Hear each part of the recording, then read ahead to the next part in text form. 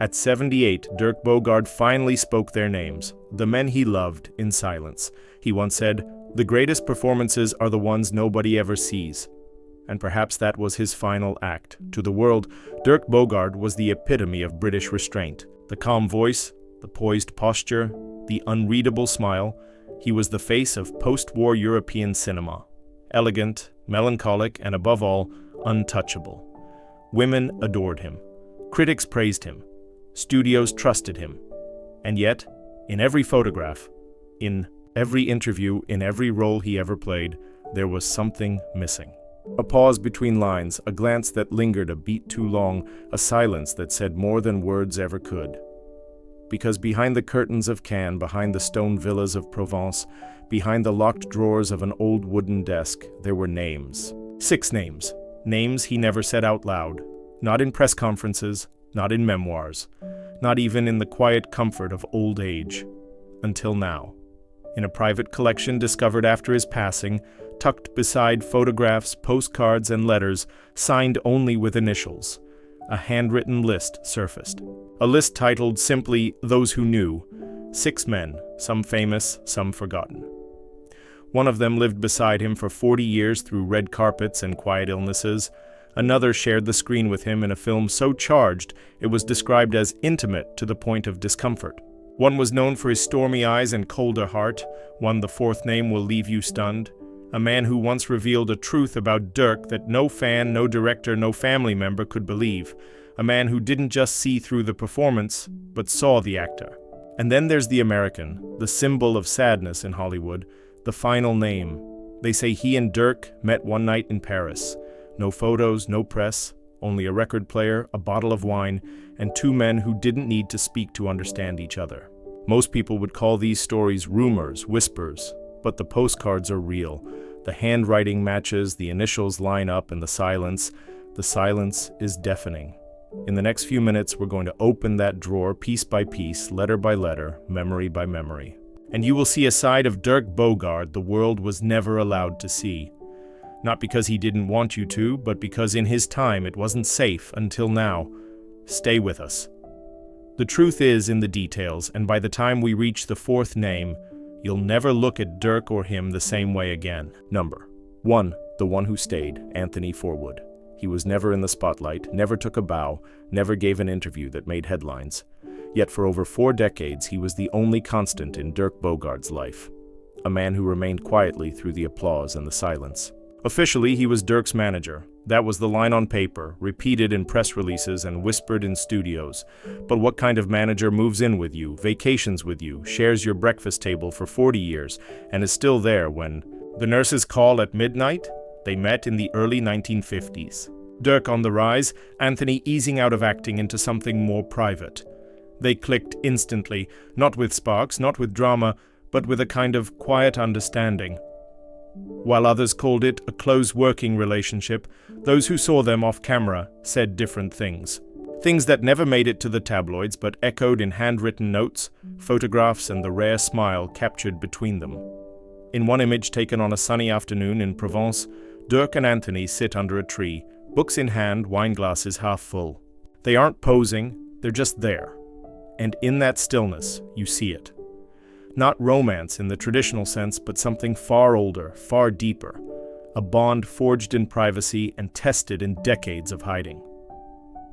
When Anthony was diagnosed with cancer in the late 80s, Dirk didn't vanish. He moved into the hospital room, sat beside the bed, slept in a chair, signed forms, answered questions, stayed through the worst of it. A reporter once tried to ask Dirk about Anoni's condition. He simply replied, "He's the only one who ever knew the real me," and walked away. After Anthony passed, a single white rose appeared outside their home, laid beneath a flat stone etched with the initials AF. No press release, no statement, just silence. And when Dirk himself died a decade later, that same stone was found resting. On his writing desk next to old film scripts, love-worn books, and a faded photograph of 2 men on a sailboat smiling into the sun. They never called each other lovers, never said partner or husband, but every letter, every look, every absence of need to explain said more than any label ever could. Anthony Forwood wasn't a secret. He was Dirk's beginning, middle, and end. The first name on the list, the one who stayed, Number 2. James Fox, The Servant, and The Mirror. In 1963, Dirk Bogarde accepted a role that would come to define the shadows he spent his whole life walking through. The Servant was no ordinary film. It wasn't about class. It wasn't even about power. It was about the unspoken pull between two men locked in a relationship that neither society nor script could easily define. On screen, Dirk played Barrett, the enigmatic manservant. James Fox, then a young rising star, played Tony, the upper-class employer slowly unraveled by the very man he hired. But what captivated audiences wasn't the plot. It was the way they looked at each other. Not like actors, like something else. On set, they were inseparable. Not loud, not obvious, but bound by a tension that made the crew whisper behind lights and boom mics. One assistant recalled that when the camera stopped rolling, they'd sometimes just sit in silence, shoulder to shoulder, as if carrying on a conversation only they could hear. Dirk later wrote in his journal that James was the first man who didn't. Flinch, the first who didn't look away when the line blurred between role and reality. Critics described the film's intimacy as unsettling. One reviewer said, "You don't watch The Servant, you eavesdrop on it." That discomfort wasn't acting. It was chemistry. Real, raw, and barely controlled. Years later, when James was asked about working with Dirk, he paused, then said, "He gave me everything, and expected nothing in return." But that wasn't entirely true. In a letter found among Dirk's belongings, unsigned but unmistakably Fox's handwriting, were the words, "There were moments between us that made me question everything I thought I knew, and I never forgot them. Not one." It was folded carefully, tucked behind the original shooting script of The Servant, marked with underlines and margin notes, some emotional, some angry, one simply circled 3 times. Barrett watches him sleep. They never spoke of it again. James moved on, married, had children, became a born-again Christian, distanced himself from the film, from Dirk, from that entire chapter, but Dirk never distanced anything. He kept the script, kept the letter, and in the box labeled "Those Who Knew," James's name was second, written with firmer ink as if the memory had never faded. They only worked together once, but in that brief collision, something irreversible happened. Not love, not desire, something more haunting. James Fox didn't just play opposite Dirk Bogarde, he mirrored him. And for a man who spent a lifetime hiding, there is no greater intimacy than being seen. Number 3. Laurence Harvey, The Cold Flame.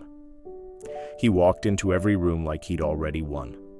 Laurence Harvey had that kind of presence, sharp cheekbones, tailored suits, eyes like ice behind glass. In him, Dirk saw something familiar. Not a reflection, but a rival. Not a friend, but a challenge. Both were masters of stillness, specialists in withholding.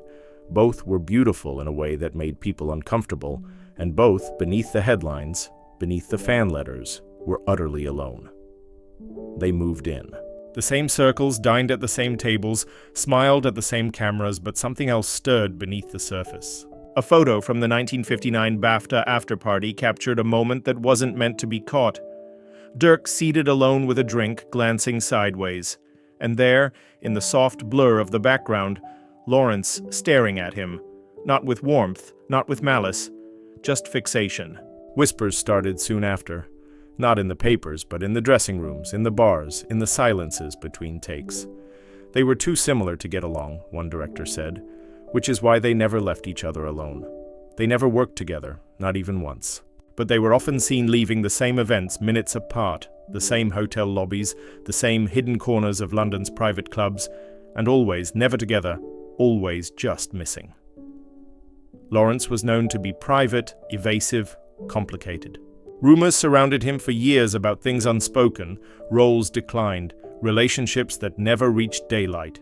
He married, divorced, reappeared on red carpets with women no one recognized, but the men who knew him said different things behind closed doors. One film producer in an unpublished memoir wrote, "Harvey and Bogarde weren't lovers. They were addicts, addicted to the idea of one another. Neither could touch it, but neither could look away. And when Harvey died young at just 45, the press called it tragic." Dirk called it nothing. He didn't speak, didn't comment. But years later, in a rare interview, when asked which actor he most admired, he replied too quickly, "Laurence," for what he didn't say. in the box titled "Those Who Knew," Laurence's name. Was third, but the paper it was written on, thinner, more fragile than the others, had a burn mark near the bottom corner, as if a cigarette had once rested too long against it. Accidental, maybe, or maybe Dirk couldn't bear to let that name sit unscorched, because Laurence Harvey wasn't the one who stayed. He was the one who got away and left the air colder in his absence. Number 4, John Fraser, the one who spoke. He was never as famous, never the headline, but in the end, John Fraser became the one voice Dirk Bogarde could never silence. They met in the same circles. Theatre men, BBC parties, shared agents, shared friends, and for a brief moment, something more. Fraser was handsome, sharp, with that kind of theatrical confidence Dirk admired and feared in equal measure. Where Dirk folded inward, John burned outward. Where Dirk erased, John revealed. They were close, not for long, but just long enough. Long enough for Frasier to notice the way Dirk would look past you when things got too personal. Long enough to feel the thrill of being noticed by someone who seemed to see through everyone except himself. And then it ended quietly, cleanly. No confrontation, no closure. Dirk, as always, stepped back into the fog, but John didn't. Decades later, in his memoir, Close Up, Fraser wrote words that hit the industry like a stone through stained glass. Dirk Bogarde was gay, and he was in love with Anthony Forwood. The press called it an act of betrayal. Some said he was bitter, but those who read carefully knew better. It wasn't bitterness, it was grief. He wrote about the pain of watching a man live a half-life, about dinners where Anthony would sit quietly while Dirk played host, about hospital visits no one reported on, and about a night in the early 60s when John confessed carefully, clumsily, that he had feelings. Dirk didn't reply. He simply looked at him for a long, unbearable second, then said, "Don't," and walked away. Fraser never blamed him. In his book, he called Dirk the saddest man I ever knew, not because he was cold, but because he was afraid. Not of the world, of himself. He lived a life of masterpieces, Fraser wrote, but not once did he allow himself to be someone's favorite painting. Many dismissed the book, called it gossip, jealousy, but tucked inside Dirk's private desk drawer, alongside faded letters and theater programs, was a single page ripped from Close Up. The very page Fraser named him. The edge was worn, the ink slightly smudged, as if someone had read it more than once and still couldn't forget. In the list titled "Those Who Knew," John's name was fourth, underlined not once, but twice. Bold ink, a rare thing for Dirk. John Fraser wasn't a lover. He wasn't even a secret. He was a mirror, the man who dared to say out loud what Dirk never could. And perhaps that more than love, more than longing, is what truly broke through the silence. Number 5. Richard Burton. The one who wrote in code they were never paired on screen. Never seen together in gossip columns. But between Dirk Bogarde and Richard Burton, there was a trail of letters, poetic, elliptical, and just vague enough to be denied but not forgotten. Burton was a man of contradictions. Loud but private, wild but surgical with language. He married Elizabeth Taylor twice, drank too much, read Shakespeare between takes, and somewhere in between the rolls and the ruins, he found time to write to Dirk. No dates, no signatures, just folded pages slipped into books. Hand-delivered through friends or mailed from hotels that no longer exist. One of those letters, preserved in Dirk's private collection, reads, "If I were not Richard and you were not Dirk, what quiet lives we might live, but we are, and so we don't." Another, written on the back of a theater program, says simply, "The sea was loud today. It made me miss silence, the kind you brought into a room without trying. No one knows exactly how they met. Some say it was in Oxford at a benefit reading. Others whisper about a dinner in Rome where the two spent hours dissecting poetry and politics while their dates grew bored and wandered off. Whatever the origin, what matters is what endured. A correspondence that spanned years, always careful, always coded. Friends of Burton later admitted he had a habit of falling for minds, not just bodies. And Dirk, unreadable, intelligent, elusive, was precisely the kind of puzzle Burton liked to touch but never solve. They understood each other, one of Burton's biographers wrote, and understanding in their world was far more dangerous than desire. When Burton died in 1984, Dirk did not attend the funeral. He never mentioned him publicly, but inside a first edition copy of Under Milkwood found on Dirk's bookshelf was a note in Dirk's handwriting. He made noise like no other man, but I always listened for the quiet beneath. Richard Burton's name was fifth on the list, written in smaller script, tucked toward the margin, as if Dirk wasn't sure whether to include him at all, but he did, and that alone says everything. They didn't love each other in the way stories like to describe. They were not companions, nor enemies, nor secret trysts in the night.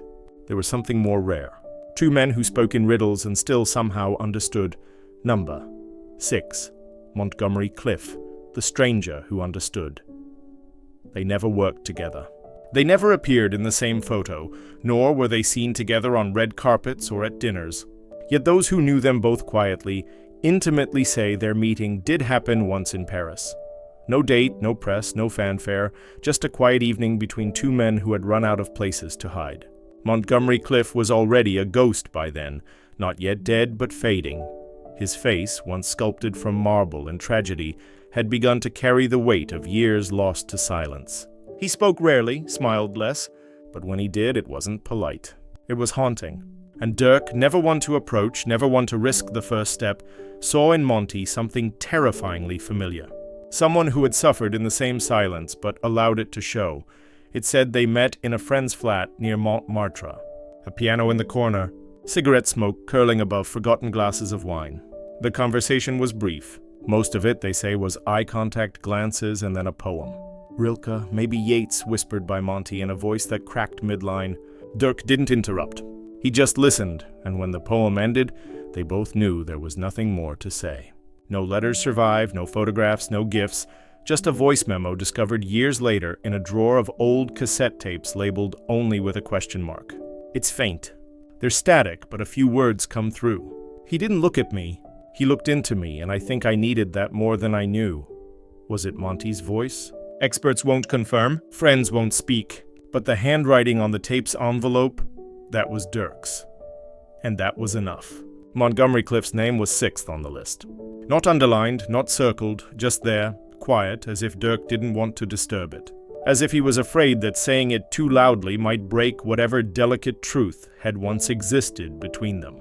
He wasn't a lover, he wasn't a friend. He was a mirror in the dark. Someone who never asked, never confessed, never stayed, but understood deeply, wordlessly. In that one night, in that one room, Montgomery Cliff gave Dirk Bogarde what no one else on that list could. Peace. Not joy, not relief. Just a brief moment where neither had to pretend, and sometimes that's all a man like Dirk ever wanted. He never said the words, never stood on a stage and declared who he was, never wore ribbons, never marched. But in the quiet things, in the glances, the unsent letters, the loyalty that lasted lifetimes, Dirk Bogarde told us everything, and maybe that's why it hurts. Because now we see the cost, the missed moments, the withheld affection, the decades lived in a house without windows where even love had to whisper. 6 names, 6 lives. Some stayed, some passed through, some loved him back, others simply understood. And in the end, maybe that was enough. Maybe for a man raised in a world that punished tenderness, where being known could end a career. Maybe almost was the closest thing to freedom. He gave us performances that stirred the soul, and in return he asked only for discretion, for space, for time. But now time has passed. The world has changed, and the truth he buried so carefully has found light. He was never just a matinee idol, never just the thinking woman's heartthrob. He was a man who loved deeply, quietly, forever. And if you felt something watching this story unfold, a stillness in your chest, a soft ache in your throat, it's because somewhere inside you, you knew. You recognized the silence, the hiding, the longing, the what if, and so we say his name and theirs out loud because now we can. And for those who still can't, we remember them too. If stories like this matter to you, if you believe that love, even when unspoken, deserves to be honored, then stay with us. Subscribe. There are more names, more stories, more truths still waiting in silence to finally be heard.